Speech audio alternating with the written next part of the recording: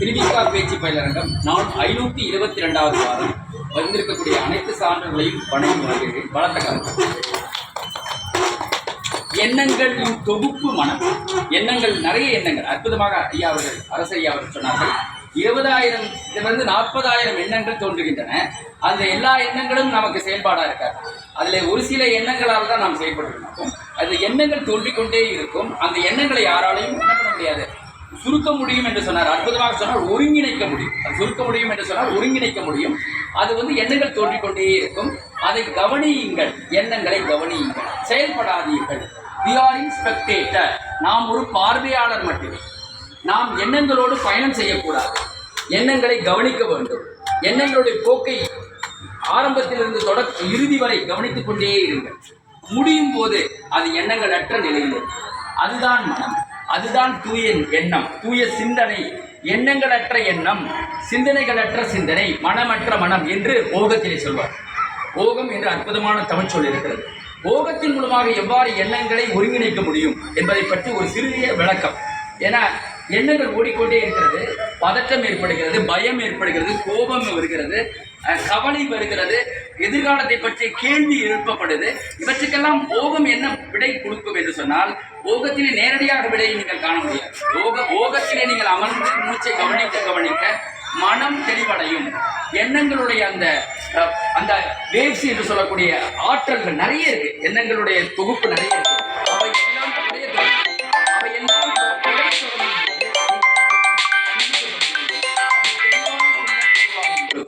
அந்த தெளிவான சிந்தனை உருவாகும் போது நீங்கள் எடுக்கிற முடிவு தெளிவாக இருக்கும்.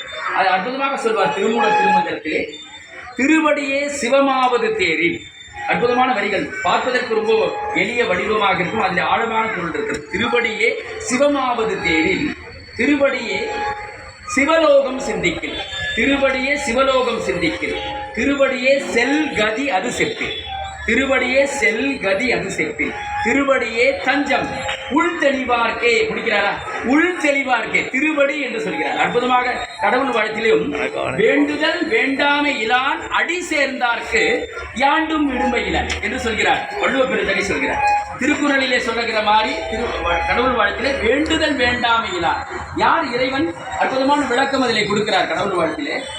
விருப்பு வெறுப்புக்கு அப்பாற்பட்டவன் இறைவன். அப்படிப்பட்ட அடியை தொடுங்கள், அப்படிப்பட்ட பாதத்தை தொடுங்கள், பாத மலரை தொடுங்கள் என்பதுதான் அதனுடைய அடிப்படை பொருளாக பார்க்கிறோம். அதே போன்று நம்முடைய திருமந்திரத்திலே பார்க்கிற பொழுது திருவடியே சிவமாவது தேரில் என்றார்கள். சிவம் என்று சொன்னால் என்ன? சிவபெருமான் என்று நினைத்துக் கொண்டிருக்கிறார்கள். அது பொருள் இல்லை, சக்தியை குறிக்கிறது. சிவன் சக்தி என்று சொல்வார்கள். அதாவது கைனட்டிக் எனர்ஜி, ஸ்டாட்டிக் எனர்ஜி என்று சொல்வார்கள். ஸ்டாட்டிக் எனர்ஜி கைனட்டிக்காக மாறும். அப்போ அந்த சிவம் என்று சொல்வது ஒரு சக்தி, அது ஒரு ஆற்றல்.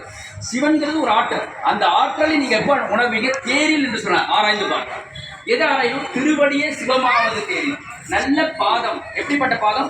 உயர்ந்த எண்ணங்களை கொண்டவர்கள், எதிர்பார்ப்பு இல்லாதவர்கள், நான் மற்றவர்களுக்கு உதவி செய்ய வேண்டும் என்று நினைக்கிறாங்க. அவர்களுடைய பாதத்தில் தொட வேண்டும். எல்லாரும் பாதத்தில் தொடரும்.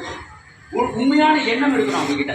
எண்ணங்களை பற்றி பேசும்போது அப்ப திருவடியே சிவமாவது தேரி, திருவடியே சிவலோகம் சிந்திக்க. சிவலோகம் என்று சொன்னால் ஒரு ஆனந்த நிலை.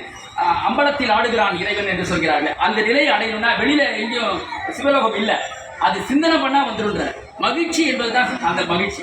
எப்பவுமே மகிழ்ச்சியா இருக்கார். அவருக்கு பணம் இருக்கும்போது மகிழ்ச்சியா இருந்தார், பணம் இல்லாத போது மகிழ்ச்சியா இருக்கார். எப்படி அவர் வாழ முடியும்? சமநிலையில் வாழ்ந்தார். பணம் இருக்கும்போது ரொம்ப அதிகமான ஆட்டம் போட்டாலும் அது அழிவை ஏற்படுத்தும். பணம் இல்லையேன்னு ரொம்ப சுகமாக இருந்தாலும் அதுவும் வருத்தத்தை ஏற்படுத்தும். இரண்டுக்கு நடுநிலையாக இருக்கிறது தான் சிவலோகம் சிந்திக்கல். அந்த சிந்தனை எப்படி இருக்கணும்? சமநிலையாக இருக்க வேண்டும். இதுக்கு பல உதாரணங்கள் சொல்லலாம்.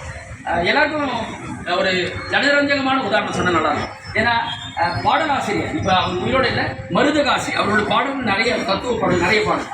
எம்ஜிஆர்களுக்கெல்லாம் விவசாயின்னு ஒரு பாட்டு வரும். விவசாயி கடவுளின் முதலாளின்னு ஒரு பாட்டு வரும், எல்லாருக்கும் தெரிந்த பாடல். அந்த பாடலாம் எழுதியவர் என்ன? அப்புறம் கண்டை நம்பாதே உன்னை ஏமாற்றும், இந்த பாடலும் மருதகாசிரியா அவர்கள் எழுதியிருந்தார். இந்த பாடலை எழுதியவர் ஒரு காலகட்டத்திலே அவர் படம் எடுக்க வேண்டும், எல்லாருமே ஆசை, அவருக்கு படம் எடுக்க வேண்டும் என்று ஆசைப்படுகிறார். தன்னுடைய வருமானத்திலே அவரை சம்பாதித்த சொத்துக்களிலே எடுத்து அவர் இழந்து விடுகிறார். இழந்த உடனே அவர் சொல்றாரு, பேருந்தினுடைய எண் தெரியும், வீட்டுக்கு போய் சேர்ந்துருவேன். அப்போ எளிமையாக்கி கொள்கிறார்.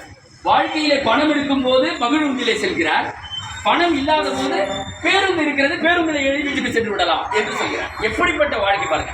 அப்போ உயர்ந்த நிலையில் இருக்கும் போதும் தாழ்ந்து போகும்போது சமநிலையாக நாம் வைத்துக் கொண்டால் துன்பம் வராது. துன்பம் என்று சொல்ல மாட்டோம், பிரச்சனை என்று சொல்ல மாட்டோம். அப்ப எண்ணங்கள் தான் அடிப்படையாக. எண்ணங்கள் அப்படிங்கிறத சிந்தித்துக் கொண்டே இருக்க வேண்டும். அந்த எண்ணங்கள் தான் காரணமா இருக்கு. அதுல தான் விடை கிடைக்குது. நம்ம அற்புதமான விஷயம் வந்து திருவடியே சிவமாவது தேரில் திருவடியே சிவலோகம் சிந்திக்கும் திருவடியே செல்கதி அது செப்பி. மூன்றாவது அடி செல்கதி. அதுவே நாம் சரணமாக, அதுவே நம்முடைய எண்ணமாக இருந்தால் கதி செப்பில், அதை மட்டுமே திரும்ப திரும்ப சிந்தித்தால் திருவடியே தஞ்சம், அதுவே தஞ்சமாகிவிட்டால் உள் தெளிவார்க்கை, உள்முகம் வெளியில எங்கேயும் இல்லை, உள்ளே தெளிவு ஏற்படும், மனம் தெளிவாயிடும். மனம் அற்புதமாக சொன்னார், எண்ணங்களின் தொகுப்பு. நிறைய எண்ணங்கள் ஓடிக்கொண்டே இருக்கின்றன. அதில் நல்ல எண்ணங்கள், கெட்ட எண்ணங்கள், தேவையற்ற எண்ணங்கள் நிறைய இருக்கும். ஆனால் அந்த எண்ணங்களோடு நாம் பயணம் செய்யக்கூடாது. முதல்ல சொன்னதுதான். பயணம் எப்படி செய்யணும்? நம்ம ஆராய்ந்து செய்யணும். அதுதான் தேரில் அப்படின்னு சொல்ற. தேர்னா தேர் என்று பொருள் அல்ல. திருமூலர் சொல்கிற தேர்னா தேர்வு என்ற சொல்லிலிருந்து வருது. ஆராய்தல் என்பதுதான் தேர். அவர் சொல்ற தேர் வந்து ஆராய்தல் என்று பொருள். அதுதான் திருவடியே சிவலோகம் சிந்திக்கும் சொல்லும்போது திருவடியே சிவமாவது தேரில் என்று சொல்கிறார். தேர் என்று சொன்னால் ஆராய்தல், தேர்ந்தெடுத்தல், ஆராய்தல். ஆராய்ந்து செயல்பட்டால் துன்பம் இருக்காது. ஆனால் அவர்களுக்கு தான் உள் தெளிவாக இருப்பார்கள், உள்மனம் தெளிவாக இருக்கும், அவர்கள் வாழ்க்கையில் வெற்றி அடைவார்கள் என்பதுதான் அற்புதமான ஒரு விளக்கமாக நாம் பார்க்கிறோம். அரசை அவர்கள் அற்புதமான விளக்கம் கொடுத்தால் அவருக்கு பலத்த பாராட்டு.